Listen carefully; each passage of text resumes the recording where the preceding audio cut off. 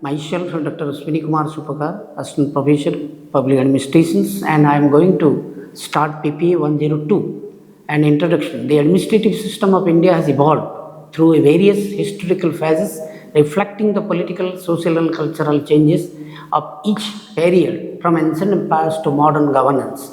Administration in India has always aimed at maintaining order, ensuring justice, promoting the welfare of the people. The ancient period, particularly under the Maurya and Gupta dynasty, laid the foundations of organized governance. The Maurya administration introduced a strong centralized system with strict discipline and control, while Gupta period marked the emergence of decentralized administrations and greater local autonomy.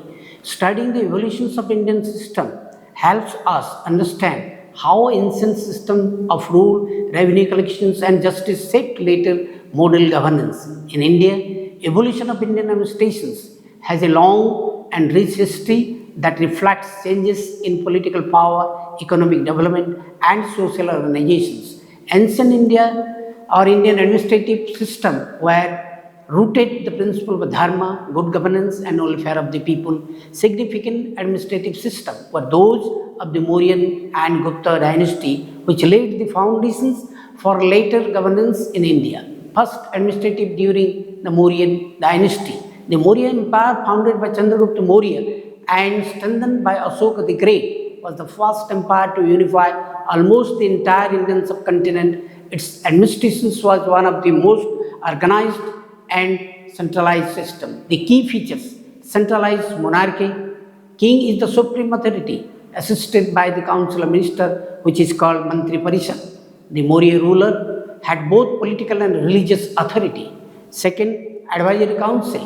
Empire or the emperor was advised by the ministers, the Mahamantras, and who look after the revenue, trade and espionages. Administrative division. The empire was divided provinces, Janpad, and Kumaras or Aryaputra are the ruler. Provinces were divided into districts and villages. Revenue and finance.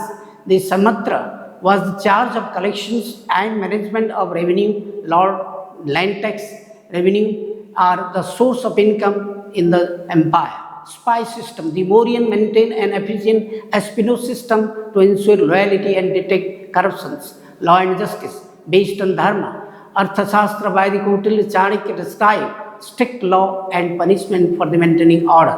Public welfare. Emperor Ashoka emphasized welfare measures, hospital, roads, rest houses and the promotion of moral values through the dharma. Administrations during the Gupta dynasty. The Gupta Empire, founded by the Chandragupta I, marked a period known as the Golden Age of India, and it saw significant development in the arts, science, culture, along with the more centralized administrative system compared to the Mauryan Gupta age. Mauryan decentralized, the king still central authority, but the local administrations have the gut autonomy. Uparikas, the governor, Bishapatis, the Gramikas, these are the rulers appointed for the local administrative system. Again, there is a chief minister, foreign affairs minister and Mahadandakanayaka chief justice. Then the provinces were further divided into Vishaya, district and villages, each level of the officers, revenue, offense and revenue system. Land revenue was the main source of income. The king also received taxes from the trade, mines and other sources. Judicial system based on Hindu Dharma, Shastra and the Gupta period emphasized moral and customary laws. Justice was more human and guided by the social norms. Military administrations. The Gupta army included infantry, cavalry and elephants. Commanders were responsible for the provincial defense. Suzerainty, which is now we are called sovereignty. The Gupta followed the principle of suzerainty, allowing subordinate kings and regional ruler to govern the territory under the overall supremacy of the Gupta Empire. This system maintained unity and ensuring local cooperations and loyalty.